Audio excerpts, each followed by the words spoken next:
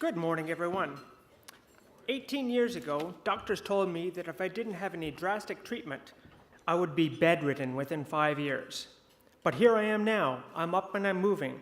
I dance with my beautiful wife and I ski, and I have an 8-year-old daughter. First, though, let me explain my history. I'm 50 years old, and I've spent over half of my life living with multiple sclerosis. Growing up, I was always active. Rock climbing, mountain biking, and skiing. Those were my sports of choice. I went to university in Thunder Bay and graduated with degrees in business and economics. I started at a bank in 1993 and planned to run it one day. But things got sidetracked shortly after I started. I had to delay my first posting because my eyes were seriously crossed. I could not drive. My family doctors told me that I had the flu and prescribed me antibiotics. But after a week, when that didn't fix my eyes, I bought an eye patch and drove the 5 hours to Kenora, Ontario.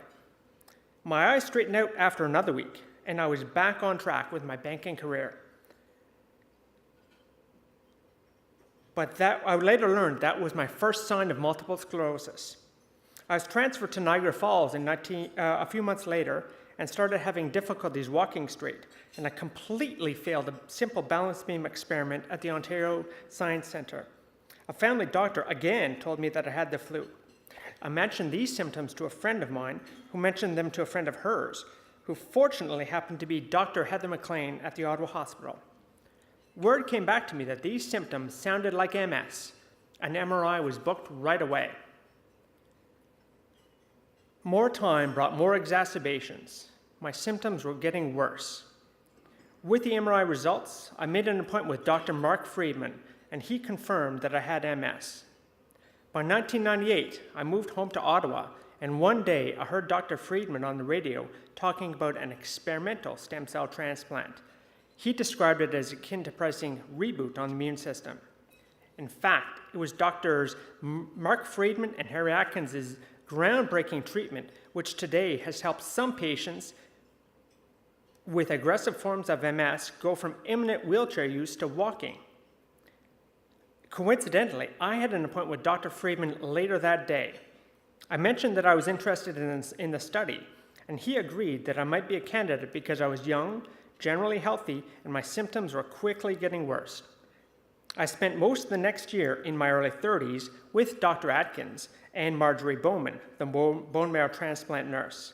They tested my physical suitability and mental acceptance of the risks. And yes, there were risks, even death. But I realized that I would never forgive myself if I didn't try. So I would become the second patient in the world to undergo this protocol, a bone marrow transplant for MS. And it was all happening here at the Ottawa Hospital. Marjorie mentioned about possible chemo-induced infertility. And I didn't want to I was only 32 years old, and I didn't want to let MS rob me of anything else, just like it had with a regular sporting life and my future leadership role. In November of 2001, the whole transplant process started.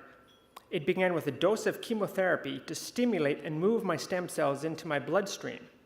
A bag of them was collected and cleansed of any traces of MS. 1 month later, it was time for the main event. I was given huge doses of chemo, and I started getting weaker and weaker. I felt like death warmed over. Once the chemo was done and my immune system was gone, I was reinfused with my cleansed stem cells. After several days of getting stronger in the hospital, and after some pleading with Dr. Atkins, he released me on Christmas Eve of 2001. Now fast forward 3 years later, after my transplant, I met Patricia, and we were married in 2005, and our beautiful daughter, Mary, was born in 2010. I joined the Canadian Association of Disabled Skiing, and I was terrible at first. But I'm stubborn, and I refuse to give up. And today, I can ski independently for hours, albeit without rigor for balance. So here we are today.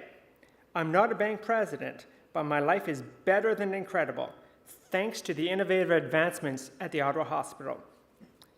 And thanks to Dr. Atkins and Dr. Friedman for keep pushing to find the limits to find the answers to stop a disease like MS in its tracks.